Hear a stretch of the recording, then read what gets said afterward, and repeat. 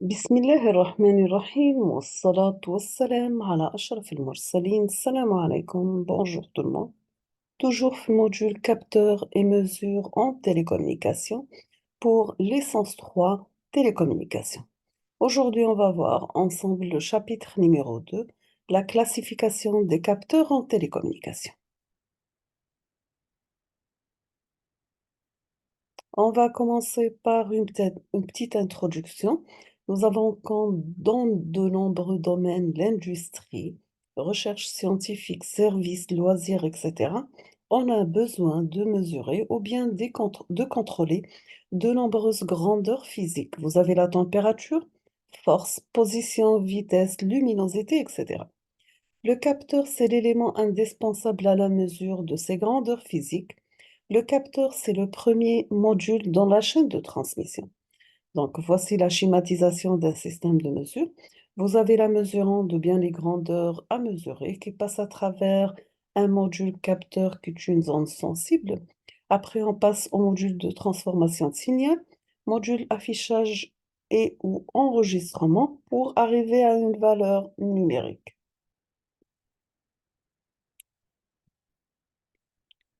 Donc, nous avons des grandeurs physiques comme la température, l'humidité, la pression, etc., qui passent à travers un capteur. Donc, on va acquérir une information, peut-être transformée sous forme d'un signal électrique. On va passer sur un circuit de mise en forme, circuit électronique de mise en forme du signal. Toujours ça, c'est toujours le domaine analogique. Pour aboutir à un signal électrique, on va faire la conversion analogique numérique. Donc, on se transforme domaine analogique en domaine numérique. On obtient des données numériques. On va traiter ces données à travers des microcontrôleurs. On aura des données traitées et mémorisées, afficheurs, communiqués, des données affichées. Donc, schématisation d'un système de mesure. Pour le capteur, c'est un organe de prélèvement d'informations qui élabore à partir d'une grandeur physique une autre grandeur physique de nature différente, très souvent électrique. Cette grandeur, représentative de la grandeur prélevée est utilisable à des fins de mesure ou des commandes. On passe à la classification des capteurs. On peut classer les capteurs de plusieurs manières. Donc, pour le mesurant qu'il traduit, soit un capteur de position, de température, de pression, etc., par son rôle dans le process industriel, contrôle de produits finis, de sécurité, etc., par le signal qu'il fournit en sortie qui peut être numérique ou analogique, par leur principe de traduction de mesurante,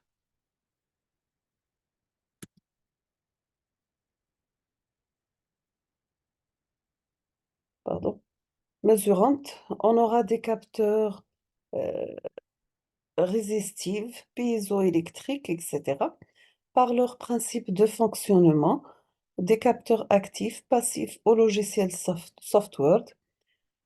Après, on va considérer la classification selon le principe de fonctionnement.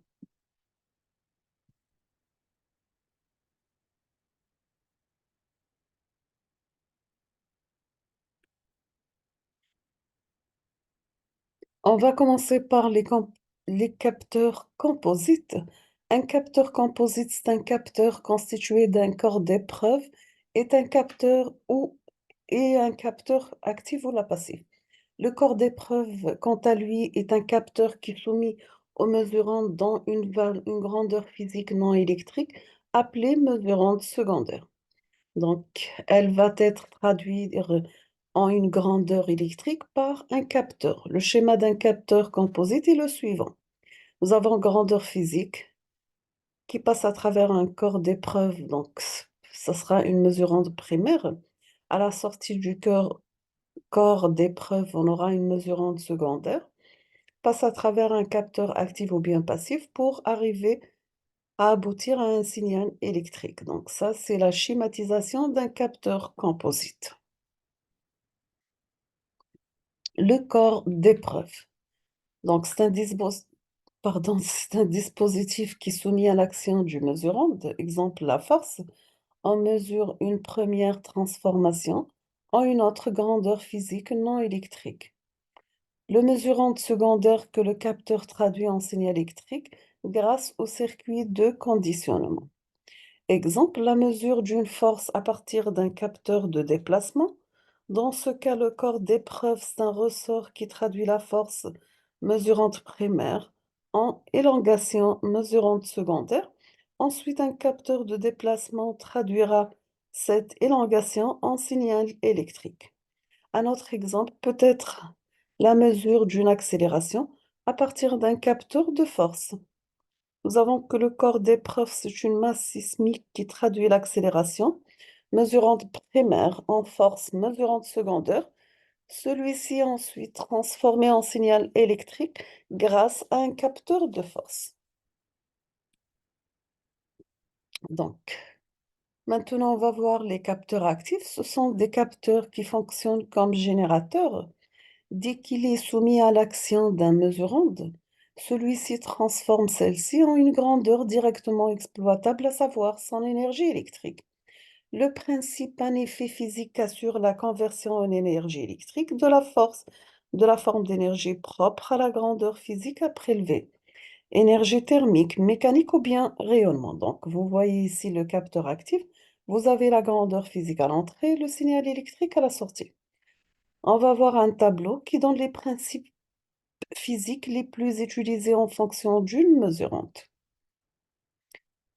Si nous avons la mesurante d'une température, donc l'énergie propre mesurant, c'est l'énergie thermique, le principe physique effet thermoélectrique ou bien pyroélectrique, la grandeur de sortie, c'est une tension ou bien charge. Flux lumineux, l'énergie électromagnétique, effet photoémissif, effet photovoltaïque, effet photoélectrique, on peut avoir courant ou bien tension. Pour une force, pression, accélération, en utilisant l'énergie mécanique, l'effet piezoélectrique, on aura une charge. Pour la vitesse, énergie mécanique, effet d'induction électromagnétique, on aura une tension. Pour la position, énergie mécanique, effet Hall, on aura une tension. Pour la piézoélectricité du grec païsien, pressé, appuyé, c'est la propriété que possèdent certains corps de se polariser électriquement sous l'action d'une contrainte mécanique et réciproquement, de se déformer lorsqu'on leur applique un champ électrique. Les deux effets sont indissociables. Le premier est appelé effet piézoélectrique direct, le second effet piézoélectrique inverse. Donc, on voit dans cette figure la génération d'électricité sous l'effet piezoélectrique direct. La pyroélectricité, donc vous voyez ici un capteur pyroélectrique. La pyroélectricité du grec pyr, feu, est la propriété d'un matériau dans lequel un changement de température entraîne une variation de polarisation électrique. Cette variation de polarisation crée une différence de potentiel temporaire.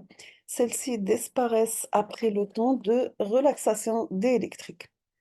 Cette variation peut générer un courant électrique, ce qui rend ces matériaux utiles pour la détection de radiation ou la production d'électricité, pardon.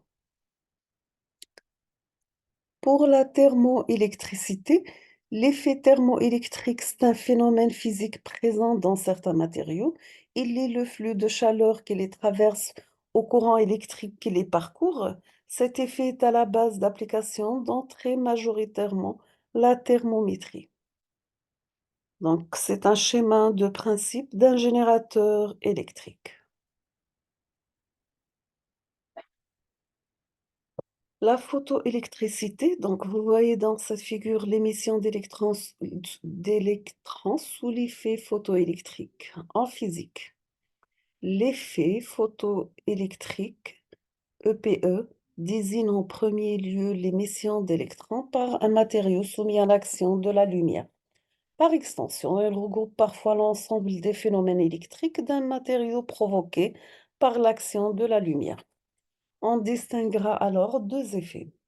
Des électrons sont injectés du matériau, émission photoélectrique, et une modification de la conductivité du matériau, photoconductivité, effet photovoltaïque, lorsqu'il est en œuvre au sein d'une cellule photovoltaïque, effet photoélectrochimique, effet photorésistif. Nous avons que les électrons ne sont pas émis que si la fréquence de la lumière est suffisamment élevée et dépasse une fréquence limite appelée fréquence de seuil. Le nombre d'électrons émis lors de l'exposition à la lumière qui détermine l'intensité du courant électrique est proportionnel à l'intensité de la source lumineuse. Donc, vous voyez bien ici le principe de l'induction électromagnétique. Donc, l'induction électromagnétique, à ne pas en confondre avec l'induction magnétique, c'est un phénomène physique conduisant à l'apparition d'une force électromotrice dans un conducteur électrique soumis à un flux de champ magnétique variable. Cette force électromotrice peut engendrer un courant électrique dans le conducteur. L'effet Hall, c'est l'effet dans lequel un courant électrique traversant un matériau baignant dans un champ magnétique engendre une tension perpendiculaire à ce dernier. Maintenant, on va passer au capteur passif. Vous avez qu'un capteur passif est considéré comme une impédance dont l'un des paramètres est sensible aux mesurantes. Cette impédance doit ensuite être intégrée dans un circuit pour pouvoir retrouver une grandeur électrique en sortie. Le montage qui nous permet ceci est appelé conditionneur. Il existe plusieurs sortes de conditionneurs comme le montage potentiométrique, le pont de Watson, les circuits oscillants ou les amplificateurs opérationnels. Donc, vous avez la grandeur physique, le capteur plus énergie et on obtient à la fin un signal électrique. Pratiquement tous les capteurs passifs sont des capteurs composites où la mesurante secondaire est généralement une impédance, résistance, inductance et capacité. Donc, vous avez la grandeur physique, mesurante primaire, corps d'épreuve, mesurante secondaire, conditionnement, énergie pour arriver à un signal électrique. Il s'agit d'impédance dont l'un des paramètres déterminants est sensible aux mesurantes. Dans l'expression littérale d'une impédance sont présents les termes liés, d'une part à sa géométrie et ses dimensions, d'autre part aux propriétés électriques des matériaux qui la constituent. Titre d'exemple, vous avez les capteurs à éléments mobiles potentiomètres, les capteurs à éléments déformables corps d'épreuve, résistivité électrique, perméabilité magnétique, constante D électrique. On va voir dans ce tableau les transformations possibles qu'offrent les différentes impédances. Grandeur de traduction résistance, transformation possible, résistance, résistivité, longueur et section. Pour capacité, surface des armatures et distance des armatures et permittivité. Pour la bobine, l'inductance, c'est la longueur, surface d'une spire, le nombre de spires et la perméabilité. Et vous avez aussi l'inductance mutuelle. On va voir un autre tableau qui donne les différents capteurs passifs. Donc, vous avez les mesurantes, les caractéristiques électriques sensibles, les types de matériaux utilisés. Nous avons la température pour très basse température, caractéristiques résistivité constante électrique. Les matériaux sont le platine, nickel, cuivre et verre. Pour le flux lumineux, nous avons la résistivité semi-conducteur, déformation, résistivité, perméabilité magnétique. Les matériaux alliage de nickel, silice dopé, alliage ferromagnétique. Pour la position, résistivité, matériaux magnétorésistants, humidité, résistivité constante d'électrique, chlorure de lithium, alumine et polymère. Pour le niveau, la constante d'électrique, des liquides isolants comme matériaux.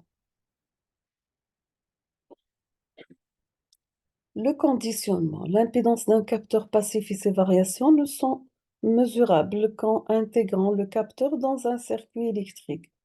Par ailleurs, alimenté qui est sans conditionneur, les types de conditionneurs les plus généralement utilisés sont le montage potentiométrique, c'est-à-dire une association en série d'une source, du capteur et d'une impédance qui peut être ou non de même type. Nous avons le pan d'impédance dont l'équilibre permet la détermination de l'impédance du capteur et dans le déséquilibre, c'est une mesure de la variation de cette impédance. Le circuit oscillant qui contient l'impédance du capteur et équipe partie d'un oscillateur dont il fixe la fréquence. L'amplificateur opérationnel dans l'impédance du capteur est l'un des éléments déterminants de son gain. Pour les capteurs résistifs, un capteur résistif est du point de vue électrique une résistance pure dont la valeur est liée au paramètre qui la détermine par une expression de la forme R fonction de ABC sur sigma. F, c'est la fonction de la géométrie des dimensions A et BC, et A, c'est la conductivité du matériau. Q, c'est la charge élémentaire. Mu P et mu N sont les mobilités respectives des trous de densité P et des électrons de densité N.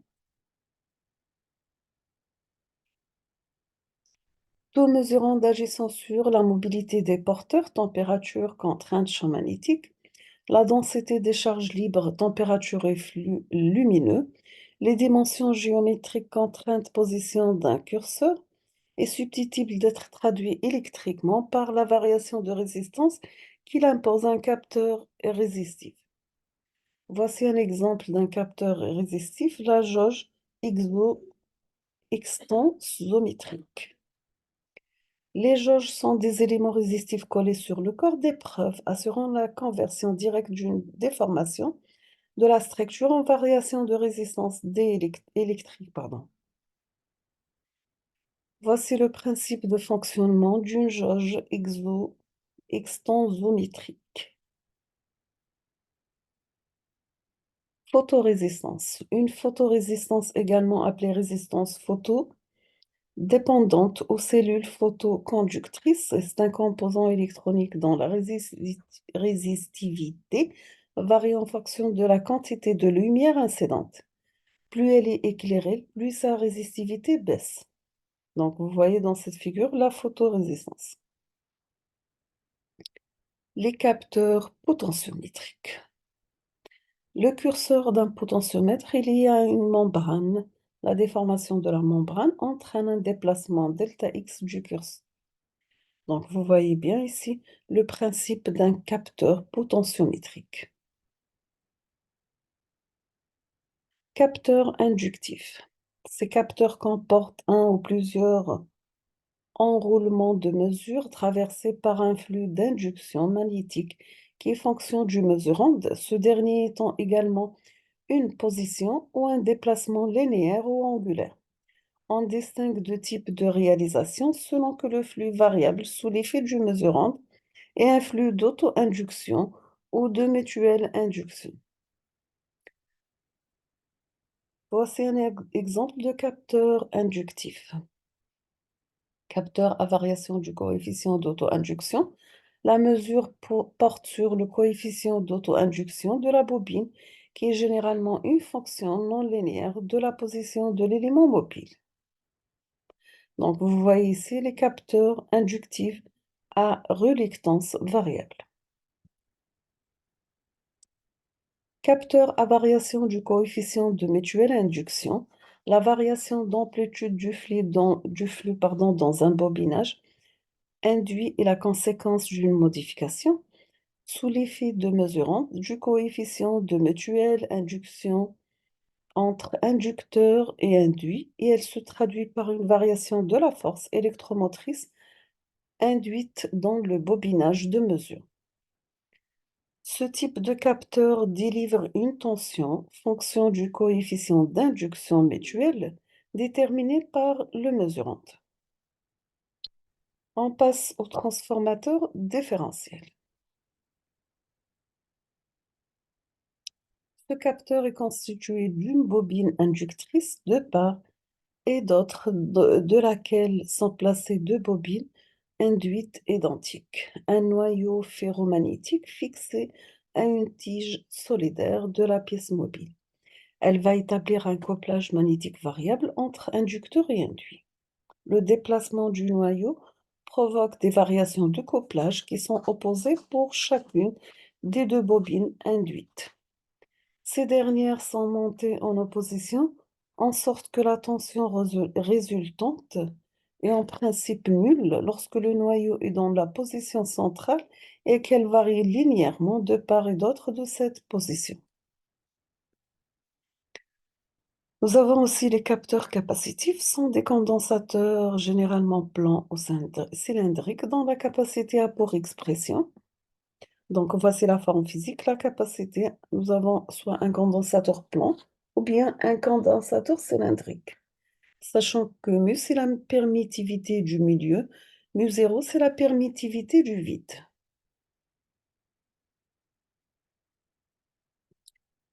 Exemple de capteur capacitif, application avec modification dimensionnelle, pression acoustique, les microcapacitifs, pression de fluide absolue relative, ou différentiel, force aux pressions mécaniques, jauge d'extensométrie, capacitive, application avec modification de la permittivité, capteur de température, d'hygrométrie et capteur chimique.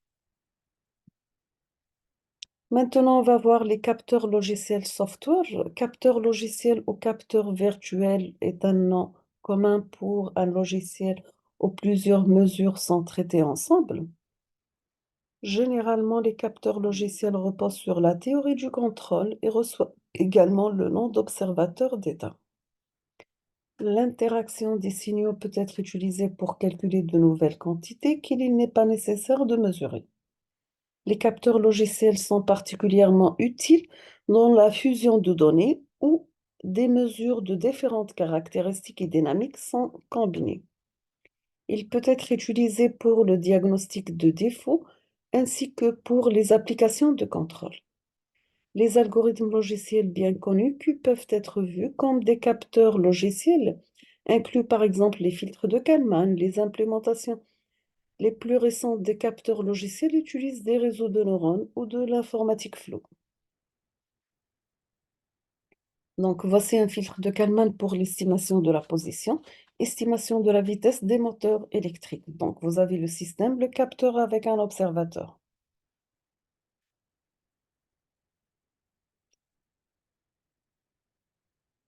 Donc, pour un système linéaire, vous avez l'équation d'état x point est égal à ax plus bu, y égale à cx. Un observateur dynamique a la forme suivante. On vient de corriger l'évolution de l'état grâce au modèle en fonction de l'écart constaté entre la sortie observée et la sortie reconstruite par l'observateur. On termine avec ce modèle de capteur logiciel observateur d'état. Donc, vous avez les entrées communes, un système physique, la mesure Y, un modèle mathématique, estimation avec des grandeurs estimées. Nous sommes arrivés à la fin de ce chapitre. Je vous remercie infiniment pour votre attention. N'hésitez pas si vous avez des questions et à la prochaine vidéo, Inch'Allah. Merci.